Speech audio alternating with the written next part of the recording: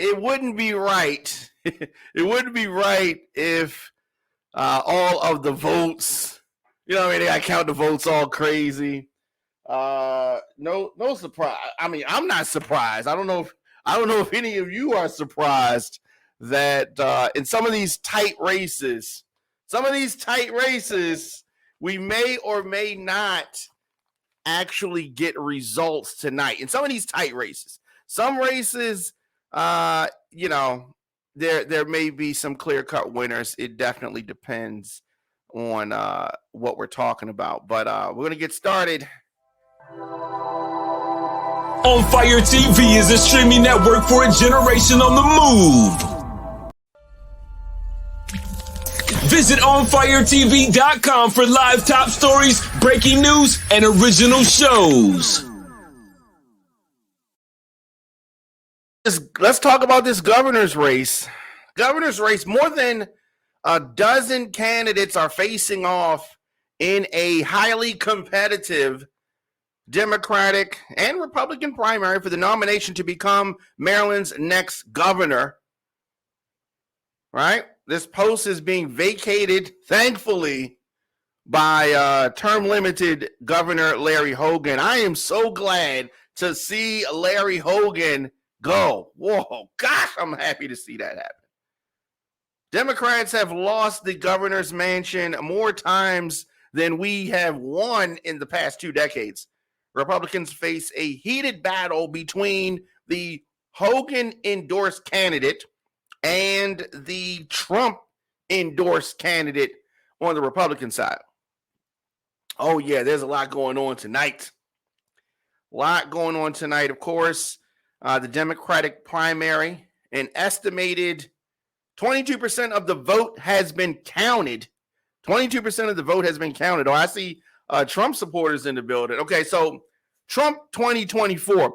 You really think he's going to run? I mean, you say Trump 2024. I'm looking at Instagram. Somebody's saying that in the comment section. Here's the problem with Trump 2024.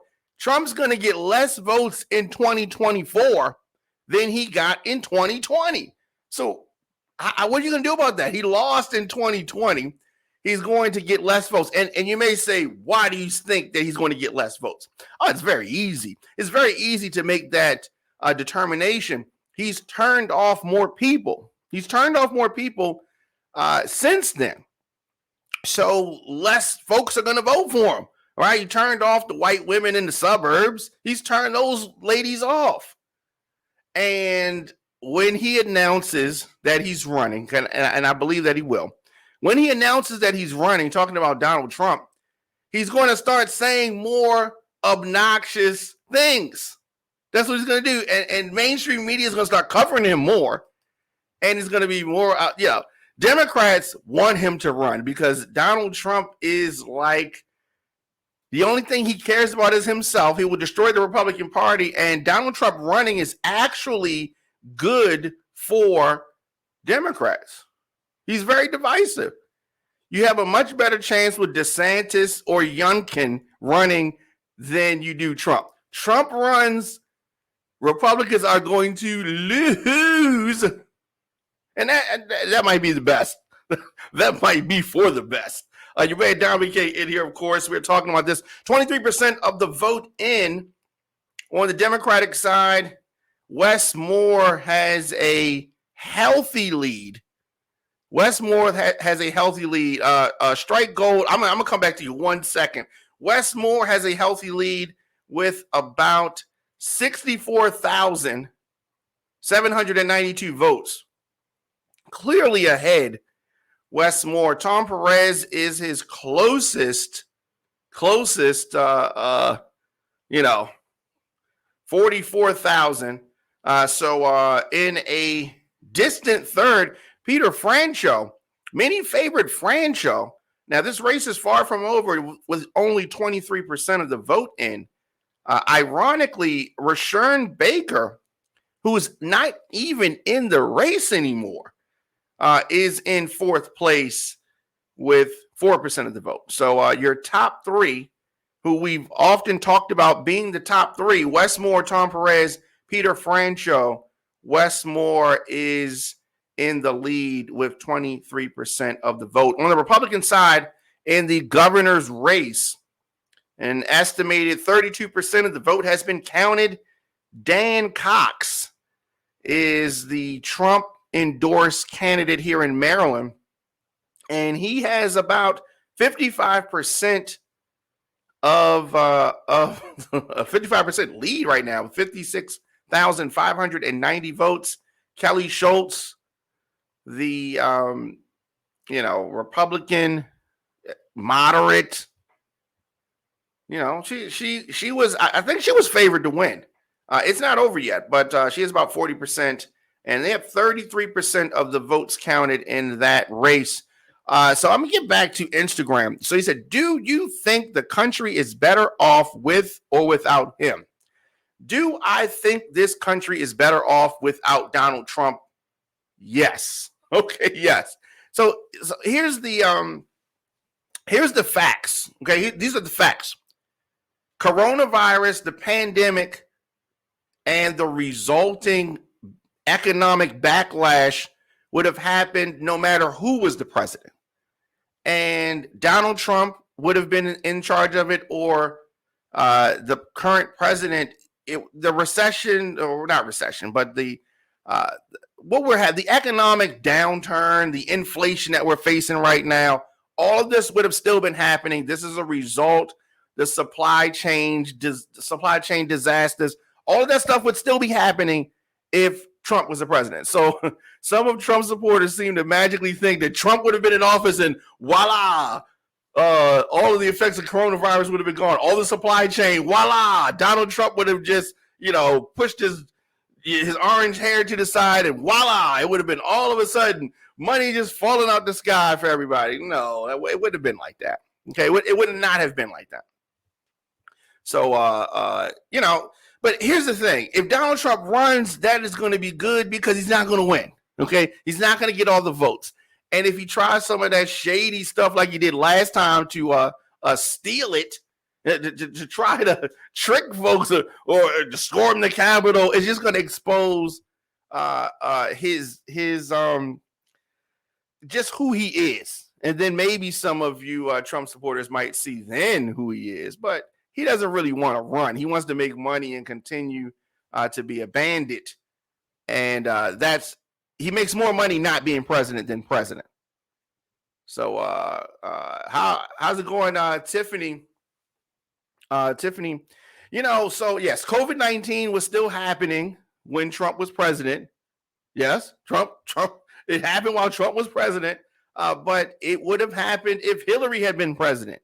It wasn't Trump that brought about COVID, just like the effects of COVID was not brought on by Biden. Biden and Trump both need to go somewhere far away.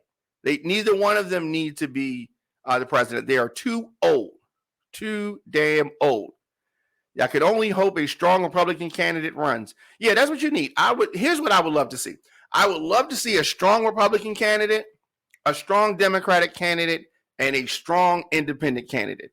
That's what I would like to see. That's what I would like to see. In the U.S. Senate here in Maryland, Chris Van Hollen faces Michelle Smith in the Democratic primary. He is favored to win that. But he's held his seat since 2017, and 10 Republicans are trying to get their party's nomination. 10 Republicans for the U.S. Senate. I'm glad that you agree, Strike Gold. I'm glad that you agree because our country we need strong leadership, and it's not even about, for me, it's not even about Democrat or Republican. It's about the best person for the job. It's about the best person for the job, not somebody that's trying to come in there and a lot of these problems that we have, and they'll say Senate doesn't work or can't get nothing passed in the House. That's because we have these older politicians that are in there holding up stuff. We need some younger politicians, younger Democrats, younger Republicans, younger independents. Clear up some of this gridlock. We got these old, stubborn, politicians in there, and that's what's holding things back. That's what's holding things back. Hopefully, we get some turn. We need some turnover here. We definitely. The president has term limits. Why don't they have term limits in Congress? You know why? Because the congressmen are the ones voting on the term limits, and so they won't vote on term limits for themselves. But they need to go. It needs to go. Term limits, right? After your term limit, we ain't got to worry about the age part. You just make it term limited, and then that will, filter all that foolishness out of there. So Chris Van Hollen is putting the smash on Michelle Smith, and it's only 26% of the votes being counted right now. But the incumbent is running a demo on a challenger. No surprise there. For Attorney General, wait. Tiffany, did you say you like Kanye? You like Kanye for what? Tiffany says that she likes Kanye. Maybe something in my glasses. What do you mean you like Kanye? Kanye can't even manage his household. How could Kanye manage the country? Okay, Tiffany's just joking. Okay, maybe Tiffany's just playing. All right. So we talked about Attorney General. We talked about the governor's race, and what? Tiffany, what are you saying? Tiffany, are you trying to make me laugh? Tiffany's trying to make me laugh. All right. So here's the thing in Maryland. Polls closed at 8 p.m. Eastern here in the great state of Maryland. Results in some races may take days. There are close contests in the primaries for governor and in a few of the House races. But a rule about when mail-in ballots can be counted is likely to delay the race. Thank you, Tiffany. Oh my goodness. And that made me laugh. And it was very funny jokes. Tiffany said she was just joking about the Kanye thing. Don't think that she was serious about that.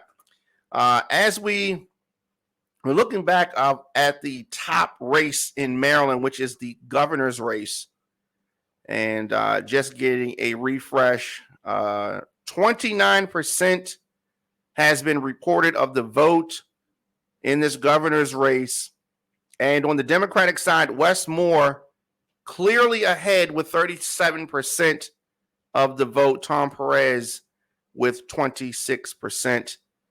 On the Republican side, Dan Cox, surprisingly, 56%.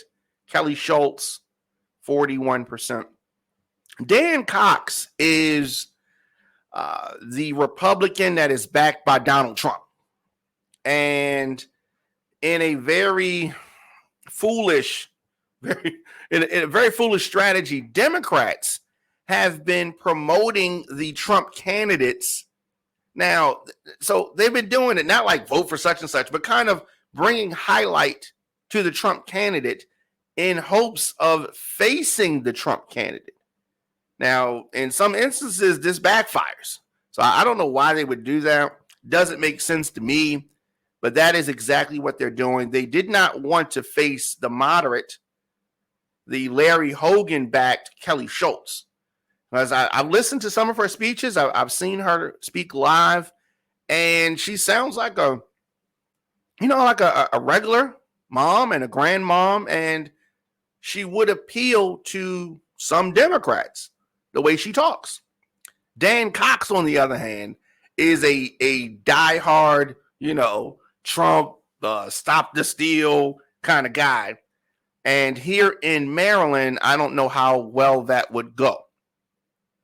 So Democrats have made this gamble that they want to try to counter promote the crazy candidate, the super right wing candidate, promote him in hopes that Republicans will vote for him, and then they're making this political calculation that is who they would face in the general election.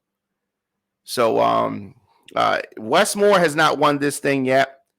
but he's looking pretty good right now. If I am in the Westmore headquarters right now, we're cool, but I wouldn't be. It's not time to celebrate by no means. Tom Perez or Peter Franchot could still come and win this thing. Of course, your man Dominic in here on fire-tv.com. We are talking about elections here in Maryland. And this is gonna be a long night. this is going to be a long night because here's the thing. The votes are coming in super slow. Super slow. Let's talk about another race that is very watched. Another very watched race here in Baltimore. The state's attorney. Now, 18% of the reporting has been done in the state's attorney's race, and of course, on that we have Ivan Bates and Thuroo Vignarajah challenging the incumbent Marilyn Mosby. So with just 18% of the vote in, the Fox 45 endorsed Thuroo Vignarajah is in last place with 27% of the vote. But he is gaining on the politician, the attorney that's in second place. Surprisingly, it is the incumbent Marilyn Mosby with just over 29%. He has about 5,300 votes in right now. Ivan Bates currently is in the lead with 43%, 7,806 votes. So Ivan Bates, as it stands right now, with 18% in the lead. But this is far from over. This is far from over, and this is not going right now in the direction that I predicted. Ironically, it's going to be a long night, though. It's going to be a long night. We may not know the winner of some of these races, as I have pointed out. We may not know the winner of some of these races because of the way the tabulations are done. It's really weird. It's really weird. Jumping back to the governor's race, Westmore picking up more votes, starting to hit his stride. He has a comfortable lead right now, 37%, but it is just under 28% of the vote in. Looking at some of these other races, Attorney General, something that we have been interested in. Small field, Anthony Brown and Katie O'Malley. Katie O'Malley there on the Democratic side. On the Republican side, that is, here's the thing, right? Katie O'Malley, retired judge, Anthony Brown, who has had a very storied history here in Maryland. Don't know how that one goes. For the comptroller, you had two Democrats in there, Timothy Adams, Brooke Learman, and Brooke is only 21% in, but Brooke is handily in the lead. A lot of things going on. The 2022 primary, the governor's field, very crowded. Very, very, very crowded. Rashawn Baker in fourth place suspended his campaign in early June. Now, you may say that others should have done the same thing. And, we might have even more of an idea as who the Democrats were going to have as their nominee. Polls are showing tight races in both parties right now. Both parties, tight race. We talked about Katie O'Malley, the former Baltimore judge, the former Maryland First Lady, running for the Democratic nomination to an office that will be opening with the retirement of Attorney General Frosh. She is running against Anthony Brown. We all know Anthony Brown, as I said. He was a lieutenant governor during Martin O'Malley's administration. And what's so ironic about this is he was the lieutenant governor that was or is her husband. How weird is that? How weird is that? They couldn't work this out. They couldn't figure this out. Anyway, on the GOP side, former prosecutor Jim Shalek is running. And so this is going to be an interesting race. Not sure where it goes just yet. And as I said, in some of these close races, we may not know for a few days who is the winner. Now, the Democratic primary, who wins that, will be a heavy favorite in the general election. Maryland has not had a Republican attorney general in nearly 70 years. Nearly 70 years. So let's do some refreshing over here. Let's do some refreshing and see, have we had any changes? So we're talking about comptroller. A lot of we got so many interesting races to look at here in Maryland. Comptroller Brooke Learman is a state delegate from Baltimore, seeking the Democratic nomination to be the state's tax collector. I've had a chance to see her several times. She's running against Tim Adams, who is the mayor of Bowie. Republican Barry Glassman, who is the Harford County executive and a former state senator, is running unopposed for the GOP nomination. Guess who wins that? He wins that, right? In addition to being the state's tax collector, the comptroller is one of 3 voting members on the state's powerful Board of Public Works, alongside the governor and the treasurer. Many people don't know that. Just tuning in, it's your man Dominic K in here. We are talking about election night, primary election night here in Maryland. A lot of things due to the many different ways that folks can vote this year, which included early voting and mail-in ballots. The vote counting process is more complicated and is likely to take longer than what people are used to. There's also a question of election judges and the people who help staff the polls on election day. Many jurisdictions in the state were short-staffed, didn't have the number of folks that they needed, and that caused problems. For the 8-day period, which ended last Thursday, the State Board of Elections reported more than 172,000 people voted early. Now, before you get excited, that number represented a little bit more than 4.5% of the state's eligible voters. A lot of people didn't vote, at least not early. Early voting ballots are being counted with results that are going to be released after polls closed. So polls closed at 8 p.m. and we're here. We're trying to run down some of these races. We're trying to see who is going to. Yes, Bree, the bow ties is in full effect. Yeah, so a lot of races. And here's the thing. We have so many races, but the way the votes are being counted. Oh, yes. Hey, TJ. What up, TJ Smith? TJ, is this race going the way that you wanted it to go? I don't know. I don't know. Yeah.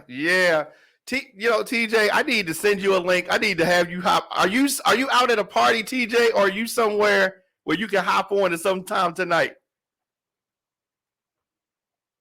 You might be at a viewing party. Yes, exactly. It's what you thought. Well, listen, I did not want the Democrats to do what they did, and you called it. I thought that it was a sure win that Schultz was going to be the candidate, but it looks like Dan Cox, if things continue the way that they're going, is going to be the Republican nominee. And I think that can backfire against Democrats.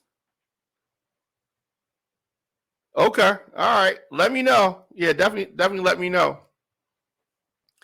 Yeah, you said it. You called it. TJ Smith said that Dan Cox, I needed to worry about Dan Cox. And I had all but dismissed him. Dan Cox it is. No surprises for me. Okay. All right. What about the Baltimore State's attorney's race, the way that that's panning out right now? I know it's still early. Any surprises right there for you? Surprises for me. The way if things pan out the way that they are, I'm surprised. All right, so no surprise. Okay, TJ said no surprises for him. Yep, yeah, he yeah, you kind of called this. You kind of called this, but it's still an early night. It's still an early night. I might get one of my predictions might come true. One of my predictions might come true. I don't know. I think in the governor's race, we obviously had the top three, picked out, and it is pretty much panning out the way some thought, although I thought that Francho would be a little bit higher up than he is right now, but it's still early. It is still early, but if things continue the way they are, Wes Moore is going to run home with this. But it's way too soon for them to be celebrating and popping champagne in the Wes Moore camp. Way too soon for that. Now, we were talking about that matchup. If the matchup is Dan Cox and Wes Moore, are we concerned as Democrats? Are we concerned as independents? We do not need a Governor Dan Cox. Oh my goodness! It might be time for me to change my license and go back to Georgia and call it a 4 years. Oh man. We're talking about some election results here in Maryland. Of course, a lot of questions because obviously the voting, the voting counting, it's a tricky thing, and all states, they got their own way of doing things, right? All states have their own way of doing things. We have a crowded field of candidates in the governor's race. One of the races that I'm really, really focused on, who is going to be the next governor of Maryland. The only thing we know for sure right now is it's not going to be Larry Hogan. Hallelujah. Hallelujah. Now, understand this. It could take days or even longer to determine the 2022 primary winners in some of these races. Not all of them, but some of them. Yep. Now, governor, lieutenant governor, comptroller, attorney general, U.S. Senate, U.S. House, Maryland State Senate, Maryland House of Delegates, the Baltimore City State's attorney, some county executive races. We got a lot of things to get into. So as it looks right now, let's do some refreshing here, see if we can get some of this vote in. Hang on. We're looking at races statewide.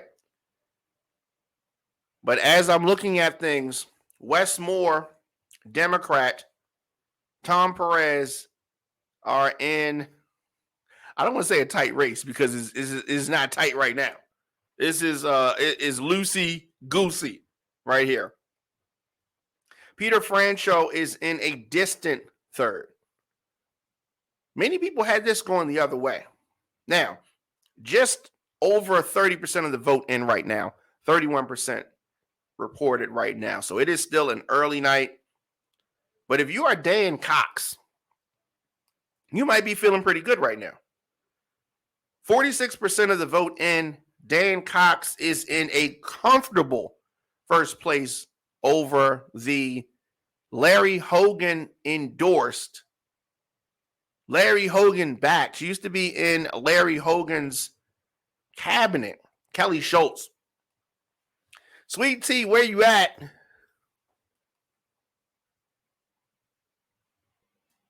Sweet Tea on the check-in on Instagram. I need you on the screen, young lady. Wait, what? Sweet Tea, you did not text me back. I text you the link. Oh my goodness. Sweet Tea is out of control.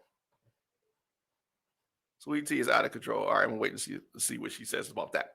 All right, we talked about Attorney General Anthony Brown comfortably in the lead, but it's only 28% reporting. So that's still too close to call, too early to call.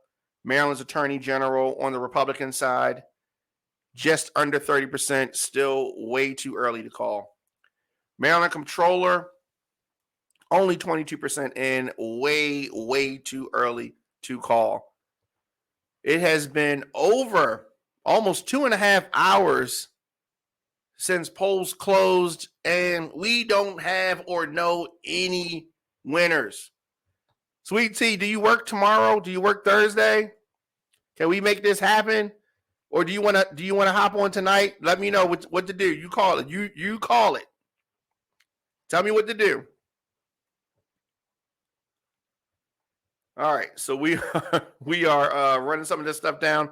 Maryland Comptroller, Brooke Learman, Tim Adams, the mayor of Bowie, and Brooke Learman, state delegate from here in Baltimore.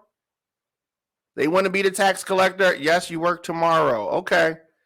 All right, so you work tomorrow. You work Thursday. When are you off again? If I screw, let me see. Where's my phone? Let me grab my phone right now, Sweet Tea. Grab my phone and let me see. Oh no. Okay. You're right. It's in the draft. I didn't send it. It's right here. It's in the draft. It's in the draft. All right. Yeah, that I screwed that up. Oh, let's go tonight. Okay, perfect. So let's go tonight. All right. So right now it is 10:30 on the East Coast. How about 11 Eastern, 10 Texas, 10 Texas time? So 11 p.m. Can we do that? Can we do 11 p.m. Eastern, 10 p.m. Central time tonight for the His and Her show? All right, let me know. All right, so because here's the problem. When you done, check. When you done, okay, sure, perfect. All right, 11 p.m. All right, so in 30 minutes. All right, here's the problem. We have so many races 2.5 hours after polls close in little old Maryland, and we don't have winners. Not even close. So maybe in a couple days, I can hop on a show with TJ Smith and we might just be finding out some winners. That's crazy. That is crazy. Welcome to the new, it's just like a new thing. New thing. So we're trying to look at some of these results. Now, with just 36% of the vote in, Wes Moore in a considerable lead. He is creeping up on 98,000 votes. The closest challenger to Wes Moore currently, Tom Perez. And he is way back in the Wayback Machine. Do you know where the Wayback Machine is? Like the Wayback Machine, 67,000 votes. Yeah, Wes Moore is running a demo right now. Running a demo, and I am checking multiple screens here, trying to get results from the State Board of Elections. Like, their results are super behind schedule.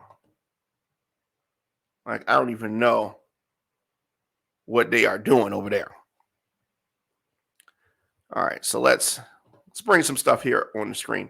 All right, so right now, the governor's race, many people are looking at the governor's race. Many people, I mean, it is the top job in the state. Top job in the state. Wes Moore is, as I said, looking pretty good. 36% of the vote counted. Tom Perez, 25%. Peter Francho, 20%. Return Baker. Look at this. Return Baker leading the next tier of candidates, and he has been out of the race. He's been out of the race in a very distant single digits. This is per some of the Goucher polls. Doug Gansler in a distant fifth, 3%. Look at that. Amazing. The other story of the night, the Republican candidate, the Trump-endorsed Dan Cox, has a very comfortable lead as it stands right now over the Kelly Schultz, right? The Hogan endorsed one. The Republicans below her, nothing of note with regards to, they're not going to be a problem. They're not going to be a problem at all. A lot of things. So much. We know so much, yet we know nothing. You know nothing, Jon Snow. Yeah, we feel like Jon Snow. Visit OnFireTV.com for live top stories, breaking news, and original shows. All right, let me see if I can. Let's do this. We're going to get TJ Smith on here. And going to get TJ Smith on here in a minute.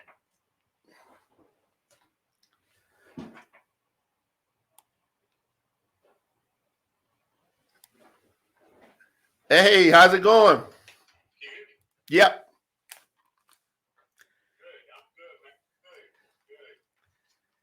Yeah, you called it.